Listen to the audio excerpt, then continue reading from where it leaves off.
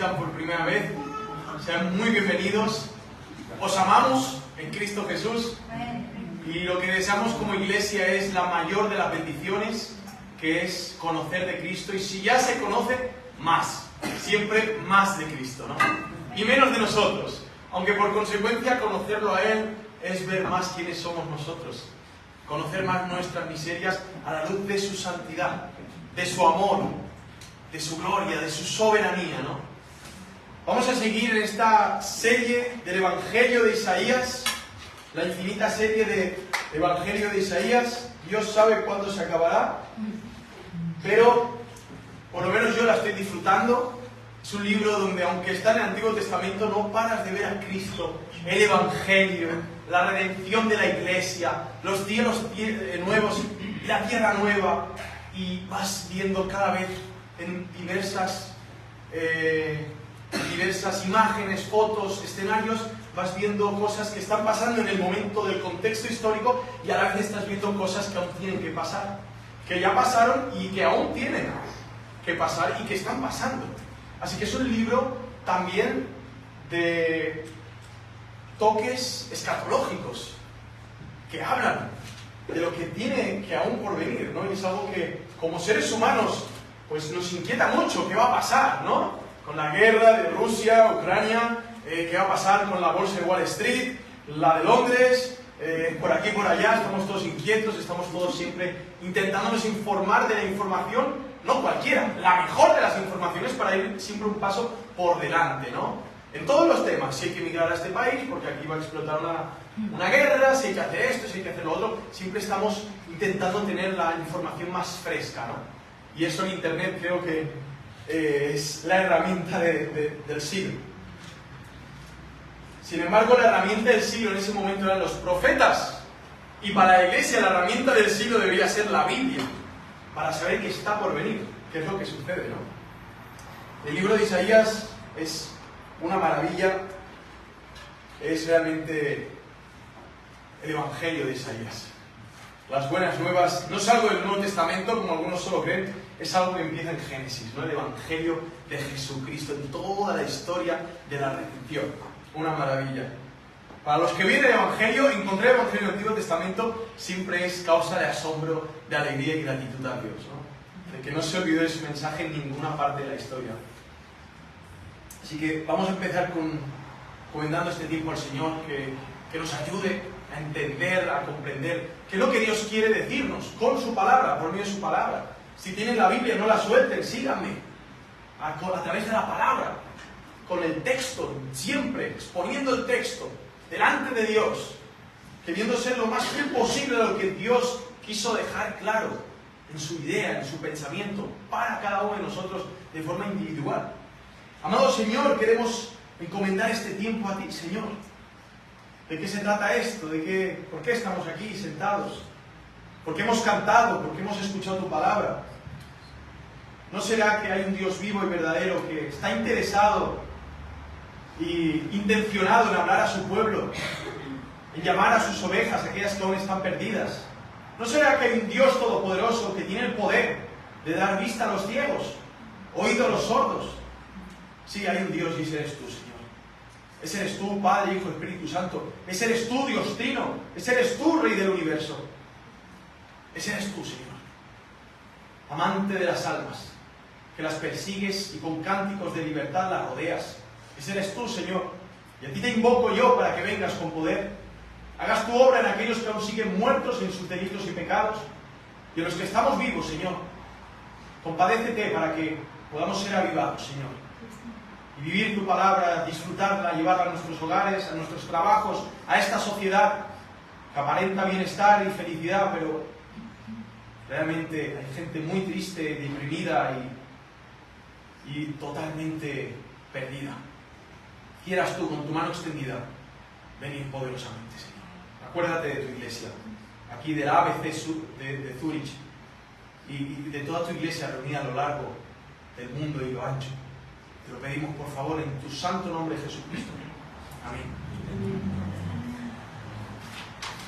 Estamos acabando el capítulo 14 de Isaías. No voy a pedir disculpas, porque ya sabéis de lo que va. de ir texto por texto, y eso es verdad. Para un evangelio de microondas no sienta bien, pero para alguien que quiere examinar y que le queden bien las cosas, pues le sienta mejor. Es la tercera predicación de Isaías 14. Ya hemos estado viendo el capítulo 1 al 14, hemos estado viendo pues la gran visión que tuvo Isaías, ¿no? El gran trono glorioso, las faldas del gran rey, tremendo. Las profecías de Emanuel, una virgen dará luz, su nombre será llamado, ¿cómo eran los nombres? Padre eterno, príncipe de paz, admirable, consejero, Dios fuerte, maravilloso. Todos nombres que hablan de los atributos de Cristo. Hermoso, hermoso. Y ahora estamos aquí ante un escenario muy interesante, que es Isaías 14, del 28 al 32. Es impresionante porque el libro de Isaías, 66 capítulos, se parte en varias secciones, y ahora ya pasamos a una tercera sección. Es la tercera sección donde empieza a repartir leña a todas las naciones, ¿no? Moab, Filistea, Egipto, Etiopía, y empieza a repartir leña a todos esos países que han estado rodeando a Israel y de una forma u otra pues han sido usados por Dios para castigar a Israel por sus rebeliones. Y es la segunda vez que ahora se repite una situación parecida, y es como empieza este versículo 28. Esta predicación se llama Yahvé fundó a Sión, ¿vale? Os voy a hablar y vamos a responder algunas preguntas. ¿Quiénes son realmente los verdaderos sionistas? ¿Vale? Justo ahora que los sionistas, Israel, Palestina, Gaza y toda la polarización que hay social, ¿no? Siempre tiene que haber algo que ponga dos matices, ¿no? Rojos, azules, Palestina, Gaza, Ucrania, Rusia, los del COVID y los que van en contra del COVID. Esto, lo otro, siempre tiene que haber algo, ¿no? Qué curioso, ¿no?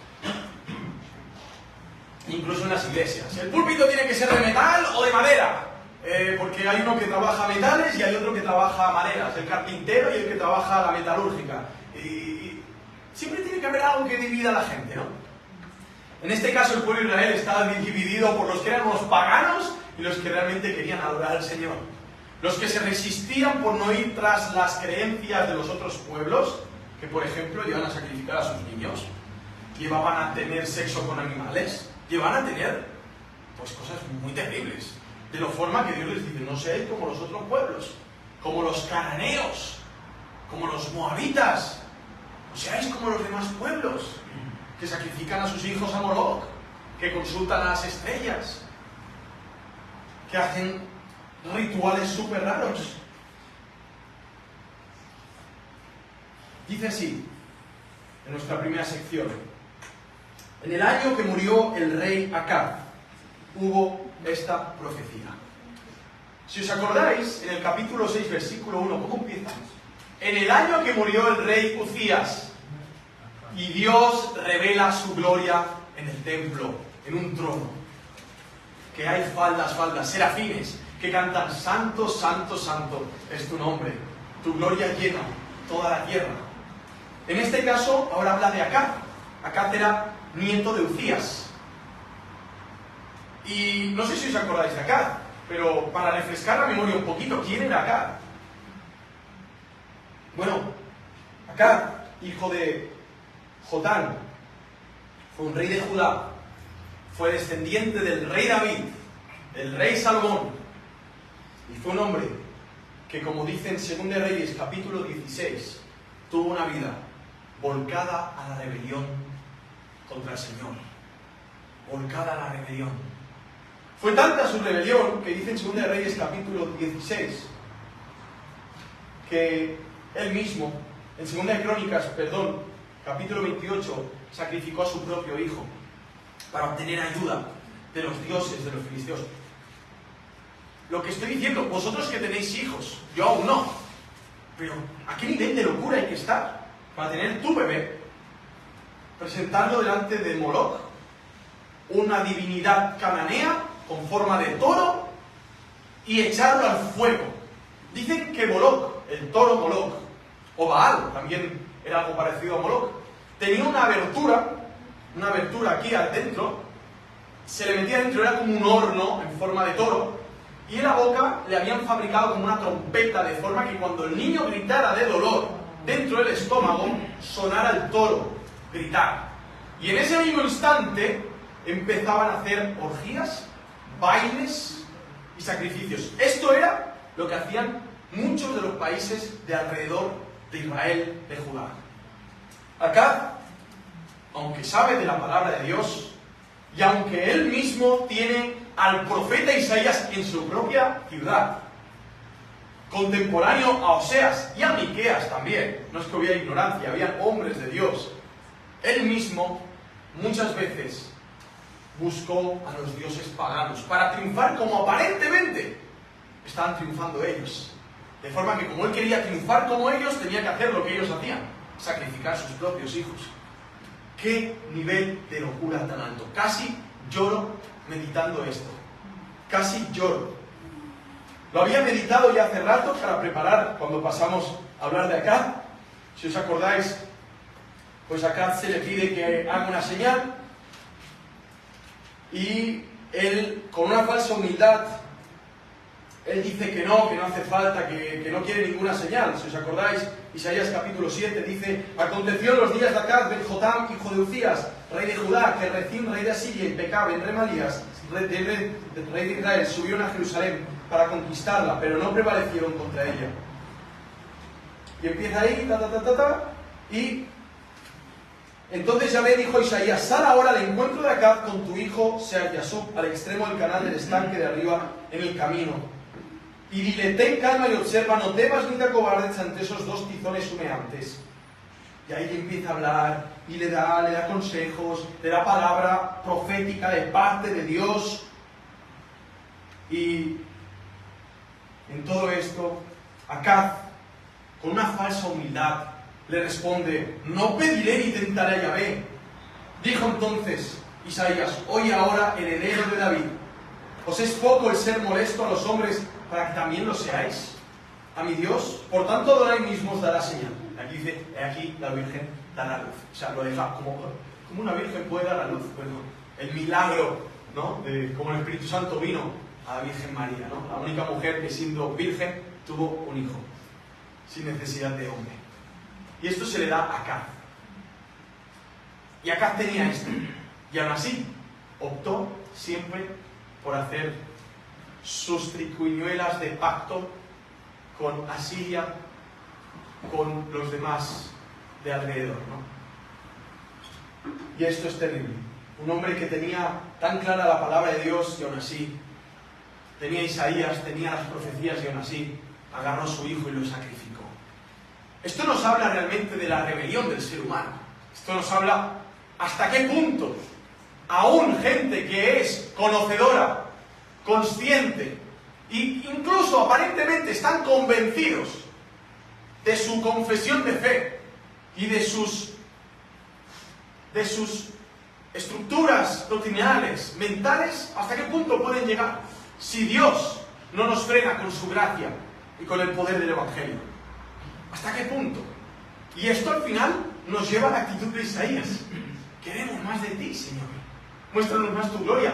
Frena la corrupción de nuestros corazones, para que podamos amar a nuestros esposos, para que podamos, las esposas, amar a sus esposos, los esposos a sus esposas, a los hijos, para ser sal y luz en la tierra. Frena nuestra corrupción, Señor, porque el potencial que hay es solamente, no hace falta mirar la historia, hablar de Hitler y tal, y papá, y Stalin. No, mira tu corazón. Verás que hay potencialidad. Hay suficiente potencialidad. Si Dios no pone su mano, la frena. Si no te da convicción y te lleva a los pies de Cristo a confesar. Podríamos ser Acaz.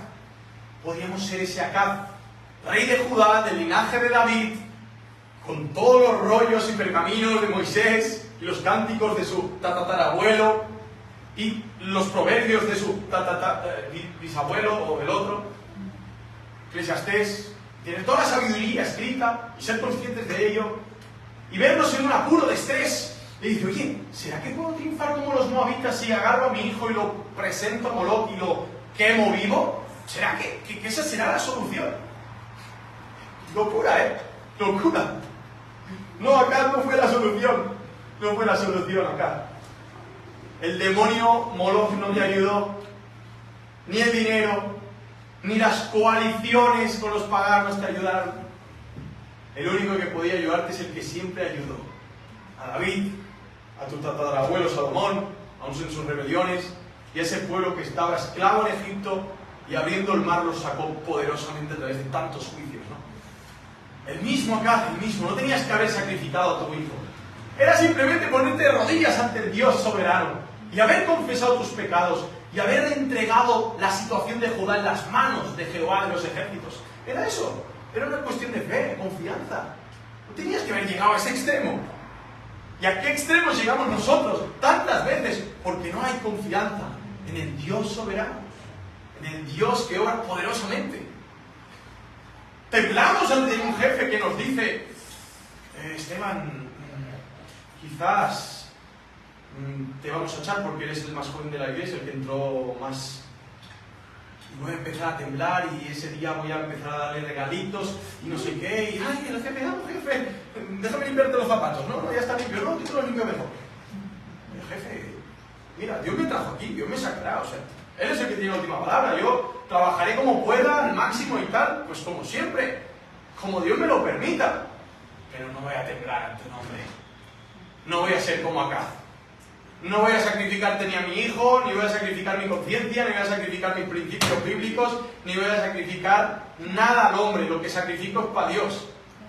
¿Y qué Dios qué dice? Que seamos sacrificios vivos de alabanza. ¿Y qué es lo que alaba a Dios? Confianza en Él, descansar en Él. Acaz ha muerto. Acaz no fue enterrado en la misma tumba con David, fue en una esquinita. Si os acordáis, Reyes, Crónicas habla, y este hizo las cosas bien, ¿no? Josías o Ezequías, tal. Y este no fue como su padre David, sino que... Y así van acabando las historias de los reyes, ¿no? Interesante. Interesante como la Biblia no se deja nada. Si lo hubiera escrito un hombre, si esto lo escribe acá, habría escrito las cosas, bueno, intenté hacer esto... Realmente no iba a sacrificar a mi hijo, yo iba con él para mostrarle a Moloch y se me cayó. Se me cayó dentro del fuego, o sea, y no lo agarraron, no quisieron ni cerrar la puerta y lo achicharraron al niño ahí, o sea, bueno, sí, soy muy torpe, acabo como Acaz el torpe, ¿no? Y no Acaz el que sacrificó a su hijo. Si hubiera sido Acaz, pero fue Dios, entonces Dios dijo las cosas como son, porque Dios no está ciego. Dios no está ciego, sino que es misericordioso.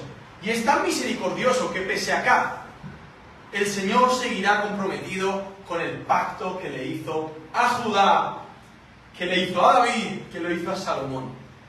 De esta tribu de Judá saldrá un trono donde se sentará un rey por toda la eternidad. Esto es algo que se repite mucho en Isaías, pese a los reyes que van a venir de Judá.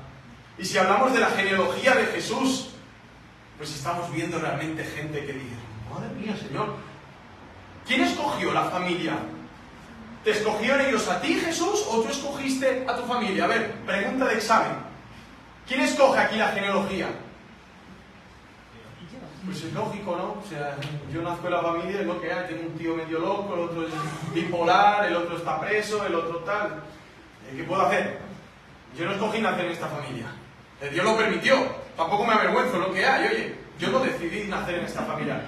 Me llamo Esteban Bolinches Gavarrón, no me avergüenzo de ser un Bolinches Gavarrón. Jesús tampoco se avergonzó de la genealogía de la canación, de habían rameras, gente que había sacrificado a sus hijos, había de todo y por haber. Él mismo guió esa genealogía soberanamente en su providencia y dijo, de aquí voy a nacer, aquí me voy a encarnar de este linaje, para que se vea que la obra no, que la salvación no es por obras, y queda muy claro, sino que es por la gracia de Dios. No es que el Señor escogió un linaje de gente estupenda, maravillosa, y dijo, wow, aquí me encarno yo y esto lo dejamos, vamos, como cereza en el pastel, ¿sabes? Dejo esta familia ya, era brutal, ahora es brutalísima, ¿no? No, el Señor dijo, no, yo vengo a dejar claramente que soy el Mesías, el Salvador, y por lo tanto mi genealogía será un desastre. Pero la perseverancia de Dios en mantener su pacto consigo mismo se cumple en la historia. Y eso es de lo que también se va a tratar, que Yahvé es el fundador de Sion. la ciudad, la Jerusalén celestial, no terrenal, ¿no? Que está llena de paganismo y guerras y pleitos y fariseos peleándose todo el día entre ellos y quién sabe más, una competencia de conocimiento. No, la Jerusalén celestial. Después de esto, dice así en el siguiente versículo, y vamos a nuestro segundo punto, dice: no te alegres, oh Filistea toda, de que haya sido rota la vara del que te hería, porque de la cepa de la serpiente saldrá una víbora, y su fruto será un dragón alado, que hará morir de hambre a tu cepa y matará a tu remanente, mientras que los más indigentes serán apacentados, y los pobres reposarán confiados. ¡Aúlla, puerta! ¡Grita, ciudad! ¡Desfallece, oh Filistea, toda tú! Porque un humo viene del norte, y no hay rezagado en sus huestes. Y aquí me parece muy gracioso que se nombre a Filistea, porque es que, ¿quién es Filistea? ¿Quiénes son los filisteos? Los filisteos son el instrumento de Dios, siempre para purificar al pueblo de Israel. Es histórico, ¿sí o no? Es histórico. Es tan fuerte la historia de los filisteos con Israel que hoy en día, en Inglaterra o en Francia, luego me corriges por ahí, cuando tú eres un tío que no viste bien o eres muy ignorante y tal, te dicen: tú eres un filisteo, y te lo sueltan así. Otra historia: yo tenía un colega, abogado, tenía un bufete de abogados y tal, y yo vine con un caso de mi pasado no cristiano, y le dije: oye, mira esto y tal, ¿cuánto va a costar? Y tal, pues es un caso que, bueno, me está representando, tal, tampoco me está defendiendo, está haciendo un reconocimiento de culpa ante el fiscal, para lo que fuera. Y él me dice: mira, yo a los hermanos no les cobro, pero a los filisteos sí. Me queda así. Pero dime, no, solo los filisteos les cobro, ¿vale? Y vale, ya está, no soy filisteo, entonces no me cobres. Pero hoy en día se habla de ese tono despectivo de los filisteos, porque la historia de Israel con Filistea es una y otra de conflictos, de guerras, se conquistan, se vuelven a reconquistar, se vuelven a volver a liberar, luego sale un rey que les da palo a todos, no sé qué, el gigante Goliat, ¿no? El filisteo súper conocido, y dices: bueno, ¿quién son estos personajes, no? En este contexto histórico, Filistea hace fiesta. ¡Wow! Acab ha muerto. ¡Viva la pega! Significa que se ha roto la vara de los que nos herían. Se ha acabado. Ya no va a haber más descendientes. Ya no va a haber más gente que nos vaya a dar dolores de cabeza. Pero el profeta le dice: no te alegres, oh Filistea. No hagas fiesta.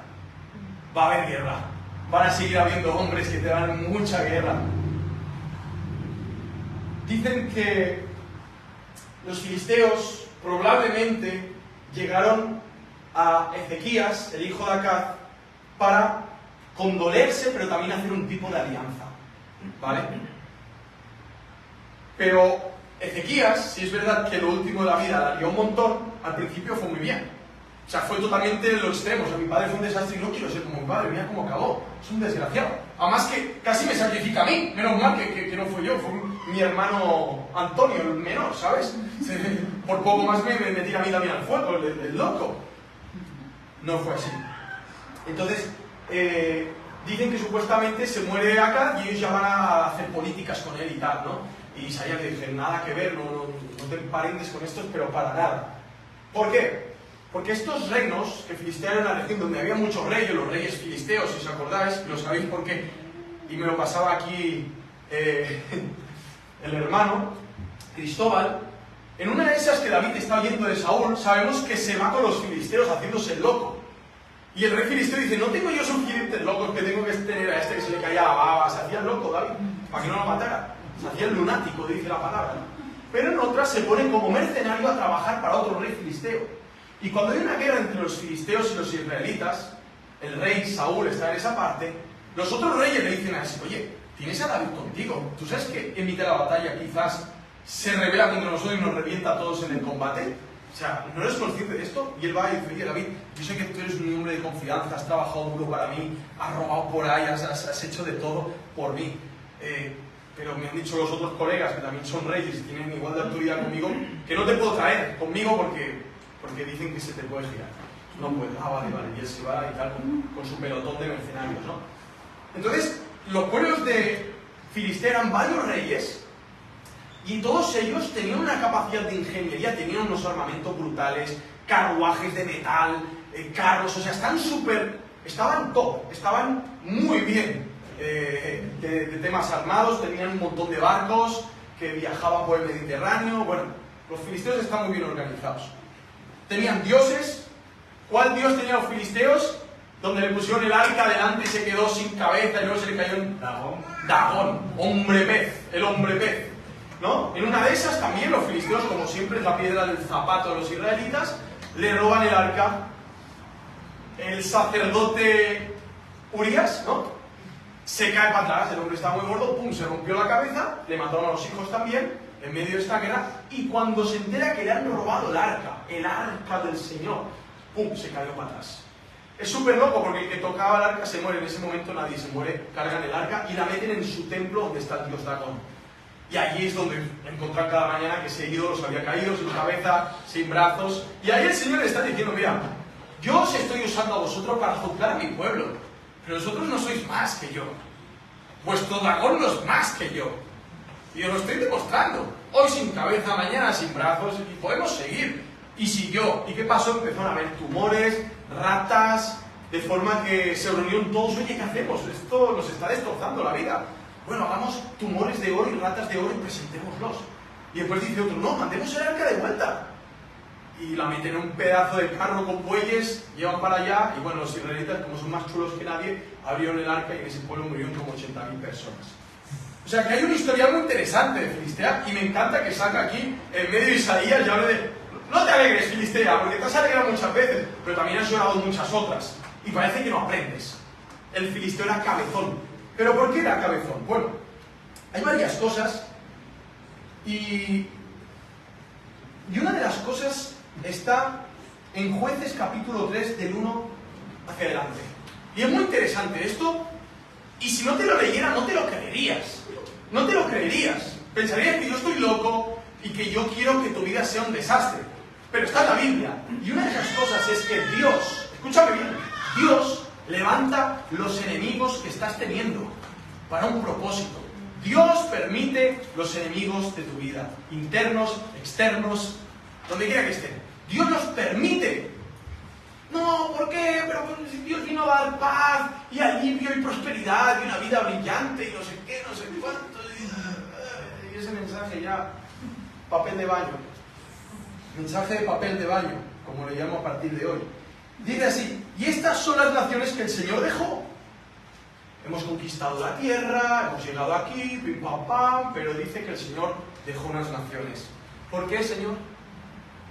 Para probar con ellas a Israel. Ah, por eso las dejaste, para probarnos. Qué gracioso, ¿no? Es decir, a los que no habían experimentado ninguna de las guerras de Canaán. Esto fue solo para que las generaciones de los hijos de Israel conocieran la guerra. Ah, que dejaste a ellos para que conociéramos la guerra, aprendíamos un poco de pugilismo, de cosas belicosas y tal.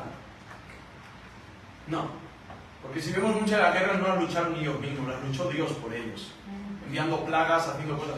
Dejaba esas naciones para que supieran luchar las guerras de la fe, las guerras de la confianza en Dios.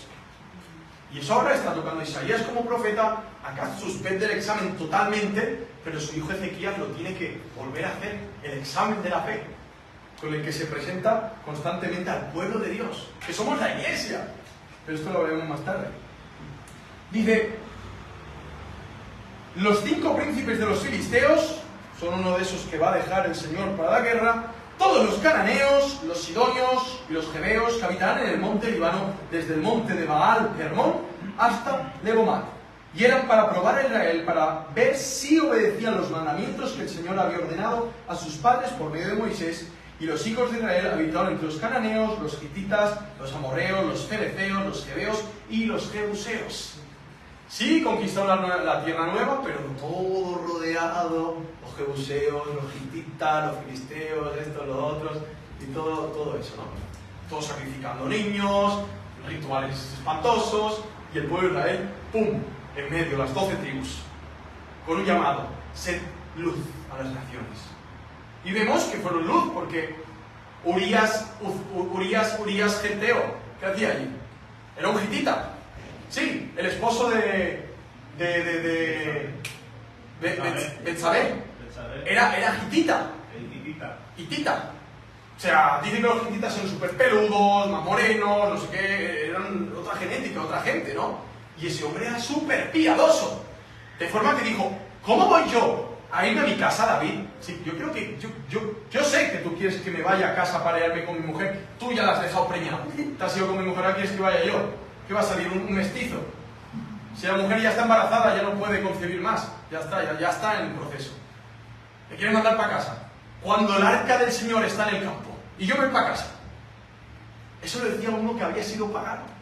O sea, sí, era un testimonio maravilloso el que tenía Israel, pero no entendía, se volvían racistas, se volvían así, empezaban a... Cuando muchos querían venir porque están espantados de sus propias naciones, circuncídame, te decían, quiero formar parte de la Pascua. Y tenían normas para que los mismos israelitas aceptaran a los inmigrantes, formaban parte de la Pascua, se circuncidaran, se purificaran. Tenían un ministerio misional del pueblo de Israel, pero se encerraban, se volvían racistas, superiores. Y al final, como juicio de Dios, Dios los entregaba a que fueran peor incluso que las naciones de alrededor. El Señor dejó toda esta gente para que aprendieran a saber lo que era el confiar en Dios en las batallas. Para probar sus corazones si realmente amaban la ley de Moisés o no. Dios a veces nos entrega a nuestros enemigos también. Y esto lo vemos. Para que valoremos que servir al Señor es un privilegio. Segunda de Crónicas 12:8 dice: pero serán sus siervos para que aprendan la diferencia entre servirme a mí y servir a los reinos de los países. Dios permitía, mirad esto, cómo es la soberanía de Dios. Dios permitía que los israelitas, y lo vemos en muchas ocasiones, no solo en Egipto, luego vemos cuando Saúl y Jonatán, padre e hijo, están siempre en pequeñas milicias que están luchando contra Filistea. ¿Pero qué tiene Filistea? Tiene las armas, y a ellos los ha dejado sin armas. Ellos tienen los instrumentos del campo, están sin armas.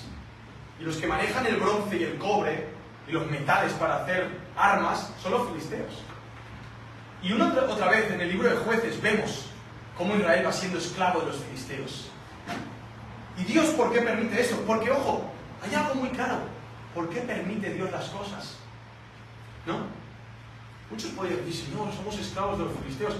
¿Por qué has permitido esto? Y el Señor te puede responder claramente: para que aprendas la diferencia entre servir a Dios y servir a los hombres. Para que aprendas a saber que servir a Dios con tu vida, con tu trabajo, con tu familia, con todo lo que tengas que hacer, si es para Dios, es un privilegio, es un deleite, es un regalo de Dios. Hacer las cosas para aquel que es el creador. No, yo hago las cosas para Darwin. Y gracias, Darwin, porque es que no sabía que antes era un orangután y ahora soy un hombre intelectual, muy bien desarrollado yo, ¿sabes? Esto de la evolución a mí me sienta perfecto, porque es que mira, todos son medio tontos menos yo, que soy, ¡buah! Soy la crema de la cereza del pastel. Imaginaos. Gracias, Darwin. Esclavo de los hombres, esclavo de sí mismo, ególatra. Te vas a frustrar, da igual, 20 años, 25, te vas a frustrar, porque lo más alto en tu vida eres tú. El techo de tus metas eres tú. ¿Y quién eres tú? Hoy empiezas a estornudar, mañana te sale sangre en la nariz, mañana tienes cualquier problema de salud. ¿Y dónde te quedaste? En ningún lugar. El Señor prueba a su pueblo y a veces nos entrega para que nos demos cuenta: wow, ¿cómo me estoy desgastando yo tanto para agradar a este hombre? ¿Para qué? ¿Qué recibo de este hombre? ¿Faltas de respeto? ¿Me ningunea? ¿Me quiere bajar la moral? ¿Me dice que soy un inútil? ¿Que él es mejor que yo? Y si yo no tengo a Dios en mi mente, yo digo: es que yo estoy sirviendo al Señor. ¿Y qué dice el Señor en su palabra? A ver, paralelamente con lo que tú me estás diciendo, que soy su hijo, wow, que su hijo Jesucristo derramó su sangre en la cruz para lavarme de todo pecado y hacerme libre del diablo y darme una herencia eterna. ¡Wow! ¿Qué importa más, lo que tú dices, Señor, o lo que dice este papanatas?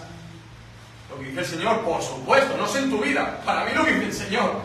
Si tu estándar es lo que dice el hombre, feels pass, como dicen por aquí. Feels pass. Que te vaya súper. El pueblo de Israel tenía que pasar una y otra vez para aprender la lección. Para que aprendan a servirme a mí y no a los hombres. Pero es que es la verdad, da igual. O sea, tú ponlo en tu mente. Si yo sirvo al Creador, diseñador de todas las cosas, aquel que se hizo hombre y murió en una cruz por mis pecados, que resucitó al tercer día, ahora está en el cielo sentado, volverá. ¿No es mejor servirlo a Él? O sea, es una regla de 3 o de 2, es una regla matemática, es perfecto. Es pleno, el pensamiento es pleno, no hay problema en el pensamiento, ni en el argumento. El problema somos nosotros que no queremos pensarlo, ni absorberlo, ni asimilarlo, porque nos pondría en un apuro con nuestro ego y nuestro orgullo. Nos pondría en un gran problema, porque estamos hablando que hay uno mucho más grande que nosotros. Si a mí me pones con mi jefe, aunque es el jefe, yo en un futuro puedo llegar a ser jefe. Hombre, le pongo la zancadilla por aquí, voy a continuar por allá, hago el máster y el doctorado que la he hecho, luego me presento, una vez cerrada, soy yo el jefe. Y por detrás de mí 20 jóvenes más que van a hacer lo mismo que yo he hecho, pero peor. Porque uno está medio loco y cuando salgo del trabajo con un bate de béisbol me revienta las piernas. La ambición humana. La ambición humana. Entonces, no te alegres, oh Filistea, toda, de que haya sido rota la vara del que te guía. ¿Por qué? Porque Judá aprendió, y David aprendió y luchó contra los filisteos. Desde niño Dios ya lo puso ahí y mató a Goliat, si os acordáis. Le pegó una pedrada que no necesitó 2 y luego le cortó la cabeza. Y ahí ya quedaba claro. Y cómo Dios permite a Filistea, como una foto clara de la muerte, del pecado, de tantas cosas que vivimos dentro de nosotros, ¿no? La muerte está por llegar, vamos viendo que nos estamos muriendo, de jóvenes pasamos a menos jóvenes, y así, en el proceso, vamos viendo que hay pecado, que hay cosas que no van bien, y esto es una referencia a los filisteos. Y Dios ha dejado el pecado allí, para probar tu corazón. Si prefieres servirte a ti mismo, pues servir al Señor. Está claro que aquel que dice que es cristiano y no experimenta guerras ni conflictos, realmente no está en el camino. Realmente no se está dirigiendo a la gloria celestial. Cuando tú has nacido de nuevo tienes una nueva naturaleza y muchas cosas que por naturaleza ya que tienes en Cristo no van.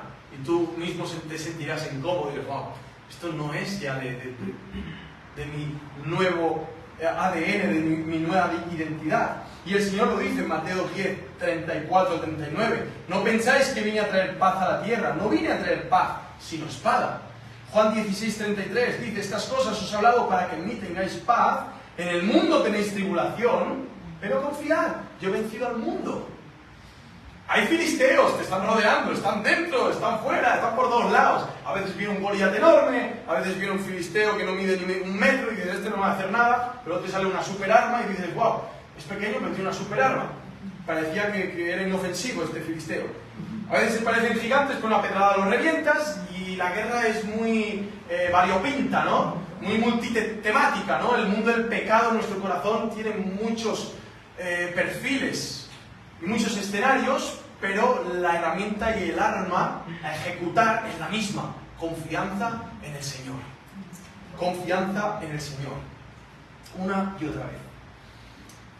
Pablo dice así, 1 Corintios 9, 26 al 27, por tanto yo de esta manera corro, no como sin haber hecho ya la meta, de esta manera peleo, no como dando golpes al aire. Efesios 6 del 11 al 18 dice, revestíos con toda la armadura de Dios, para que podáis estar firmes contra los ataques, las insidias del diablo. Ese es ya el rey de los filisteos. 1 Timoteo 6 al 12 le dice el apóstol Pablo a su discípulo Timoteo, Timoteo, pelea la buena batalla de la fe, echa mano de la vida eterna, a la cual fuiste llamado, y de la que hiciste buena profesión en presencia de muchos testigos. Timoteo, pelea la buena batalla de la fe. Lucha, Timoteo, lucha. Según de Timoteo 2:3, sufre penalidades conmigo, Timoteo, como buen soldado de Cristo Jesús. Según de Timoteo 4:7, le dice, he peleado la buena batalla, he terminado la carrera, he guardado la fe. He guardado la fe. Acab no guardó la fe. David guardó la fe. Y ojo que David pecó de muchas formas. Adulteró, mató a un hombre inocente, hizo todo un recuento del pueblo, la dio parda por todos lados. Pero acabó la vida como un hombre conforme al corazón del Señor. ¿Dónde? ¿Cuándo? ¿Cómo? No lo veo. Pues ponte las gafas. Porque sí. Él fue conforme al corazón de Dios, no porque fue perfecto, sino porque vivió arrepentido. Vivió confiado en el perdón y en la gracia del Señor, que lo lavaba, que lo restauraba, que ya un viejito y dolido, con muchas tristezas encima por ver que entre sus hijos se violaron, se mataron, ¿no? Amnón con Tamar, Absalón, luego mata a Amnón, o sea, y todo porque se le había dicho David, tranquilo, Dios te ha restaurado, pero la espada no se apartará de tu casa, que van a dar duro. Y él lo reconoce y dice, bueno, ¿a dónde se aferró David? A su conciencia. Si era una campanita que cada día le está repitiendo lo mal que lo había hecho y por lo tanto le había pasado de esto, ¿no? A la promesa de que iba a venir un Mesías, a derramar esa sangre por sus pecados. Es por eso que está el Salmo 51. El pecado me concibió mi madre, delante de ti he hecho lo malo delante de tus ojos. Pero ¿qué dice? Pon en mí dentro un espíritu noble. Perdóname mis pecados. Y le dice, restáurame. Devuélveme el gozo de la salvación. Y tú dices, serás descarado, encima le pides gozo. Acabas de irte con una mujer que no es la tuya. Y acabas de matar a su esposo, mandándolo a primera línea de batalla. Y encima ahora le pides el gozo de la salvación. Sí, lo está haciendo. ¿Será Dios injusto que le puede dar el gozo de la salvación siendo él tan culpable? No, es un Dios de gracia. Y justicia la va a hacer en la cruz del Calvario con su Hijo Jesucristo, descendiente de David.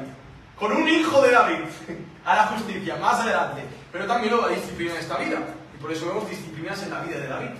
Una y otra vez. Pero esa vara, que los filisteos dicen, ¡se ha roto la vara! No, no se ha roto la vara. Te va a herir. Uno. Y aquí dice, porque de la cepa de la serpiente saldrá una víbora y sus frutos será un dragón alado. O sea, va a salir una cosa allí que dice que hará morir de hambre a tu cepa y matará a tu remanente. ¿Dónde está el pueblo de los filisteos hoy en día? Duró un par de añitos, pero luego Filistea ya no se escucha más. Cuando tenemos a Siria, que Asiria aplasta a los filisteos y a los egipcios. Asiria, que es con lo que se querían emparentar. Y ahí Ezequías, en uno de sus textos, que quiere como, está luchando para juntarse con Egipto y tal, y Asiria dice, pero ¿qué te vas a apoyar con esa vara cascada? ¿Qué te vas a apoyar ese vara y te la vas a clavar en la mano? No se escuchó mucho más de Filistea. Vino Nabucodonosor, luego vino Darío, luego vino todos los demás. ¿Dónde está Filistea? Ya no está. Se la revientan, se la cargan. Luego viene Alejandro Magno, el Imperio Helénico, etc. Ya no existen los filisteos.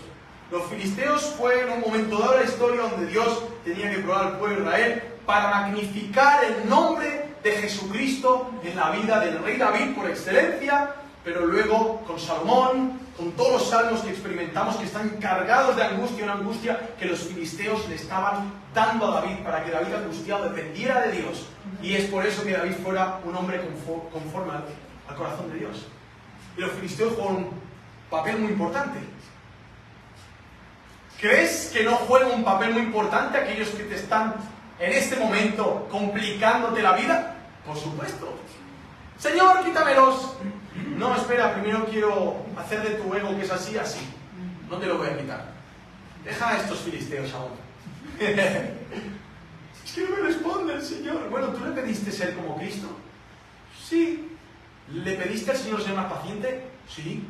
¿Ser más santo? Sí. ¿Tener más confianza? Sí. Bueno, los instrumentos. A todos los filisteos. El Señor está trabajando. Déjalos, disfruta el proceso. No hagas fiesta con los filisteos, porque ellos te odian y odian a Dios, pero recíbelos como una bendición de Dios. cuesta decir esto. A veces queremos pelear contra los filisteos.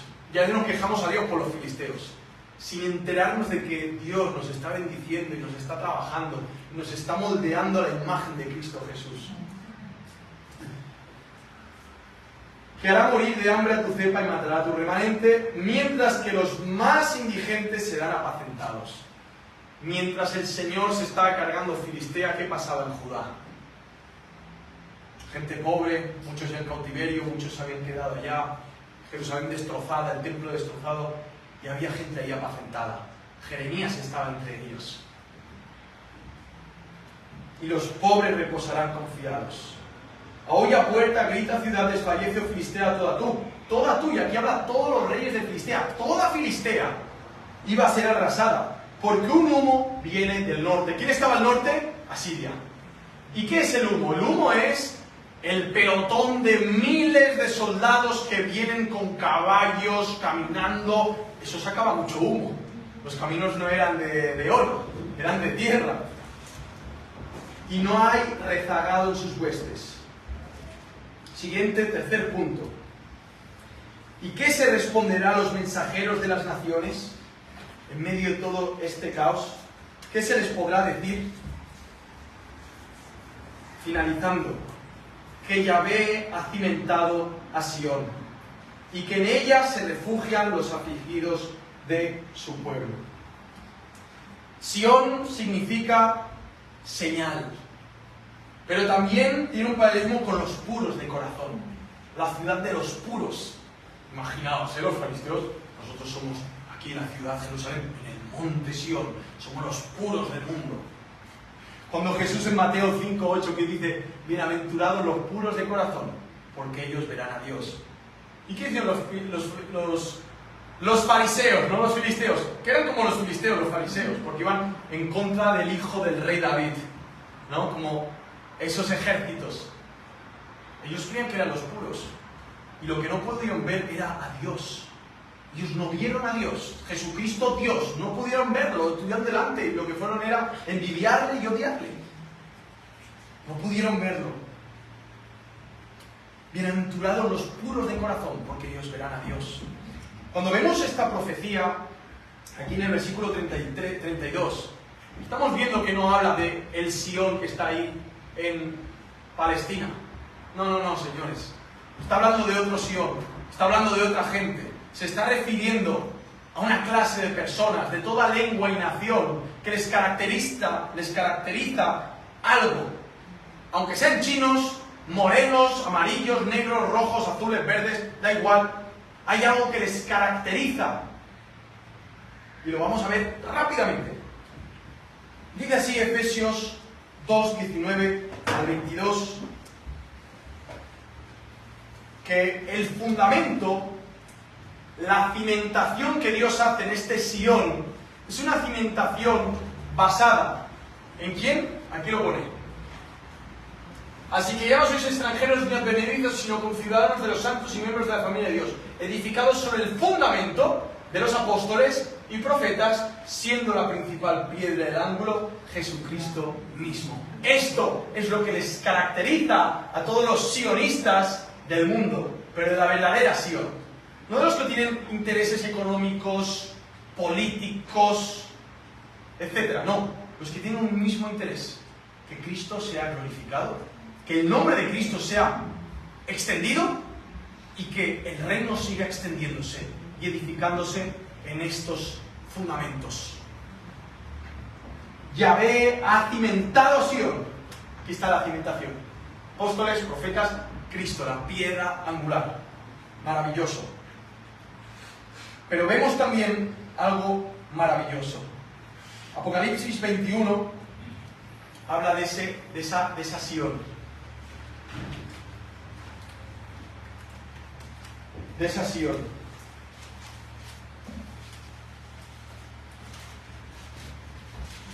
Para finalizar,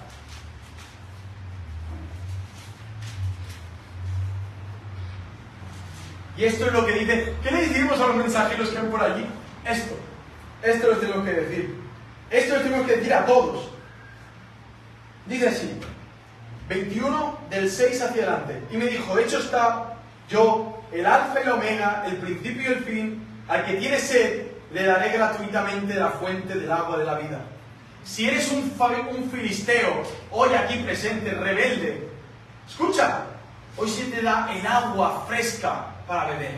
Tú en un desierto, desnutrido, deshidratado, una gotita de agua, estaría mejor, todo cambiaría.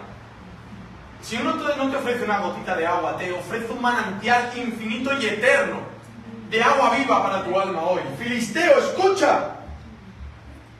Le daré gratuitamente la fuente del agua de la vida. El que venza heredará estas cosas y le seré por Dios y él me será por hijo.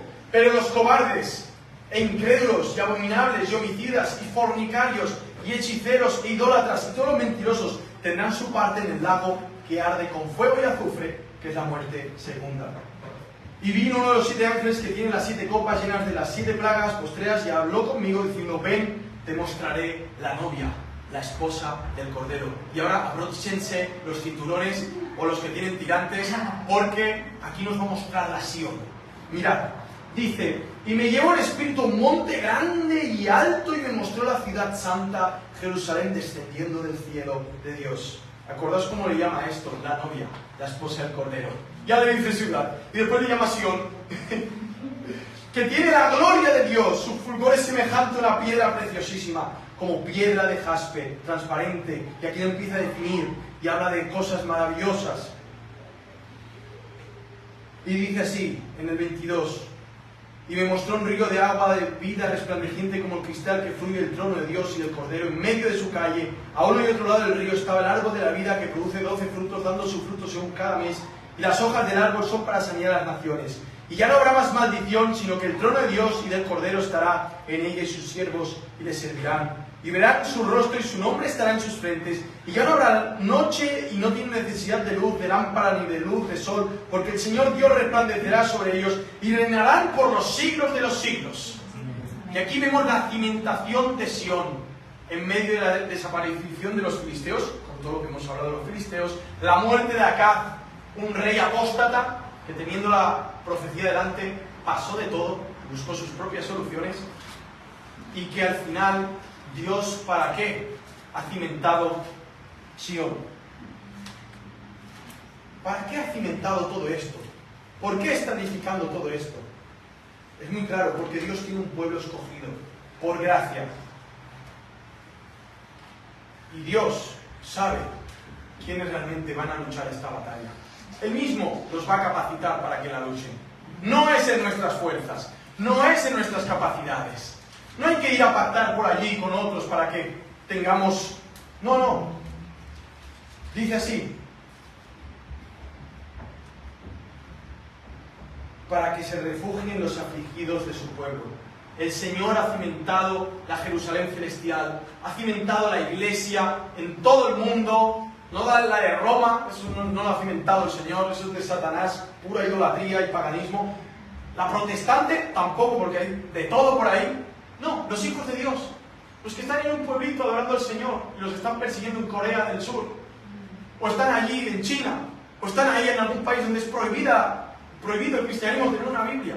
Esa es la iglesia del Señor. Ahí donde hay adoración a Cristo, donde hay una búsqueda del Señor. Esa es la iglesia del Señor. Esa es la Sión que el Señor ha fundado. Y esa está, ¿sabes para qué?